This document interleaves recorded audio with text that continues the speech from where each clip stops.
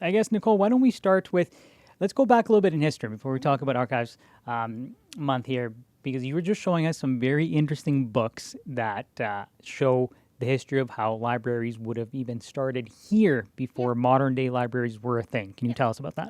Yeah, so there are some older books in the collection that are from the original Mechanics Institutes that existed in Lambton County. The earliest one began in the 1850s in Sarnia, and a lot of these books were acquired through various loans or donations and range from the 1600s to more recent day at their time. The Mechanics Institutes a lot of times would open and close, but they existed in various iterations, and the library was just one component of that. They had public education, presentations, events like that. And then we also started to see some of the buildings like family homes, businesses were hosting the next iteration of libraries where people could come in and take out a library book.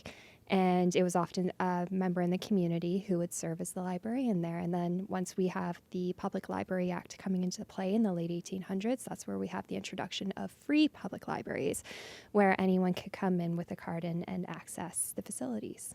For anybody that may not be familiar with Archives Awareness Month, can you tell them what it is and what you guys will do here to sort of observe that day, or that month, sorry?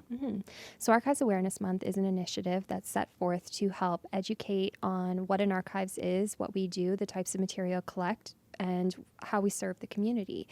And it shares the importance of this material. So it's not just books on a shelf, but it's part of our collective memory, our stories. And it takes all of these different parts to the stories to find more of a whole view of the story.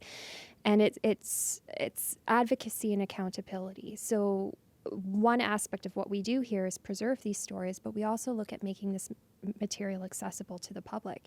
And we do so in various ways, whether it's bringing out the original documentation, it's sharing stories about the Mechanics Institute or the history of libraries, it's presentations to educate, because archives aren't just a professional facility, but we are archivists ourselves at home. We have our own material, that we have our own archives.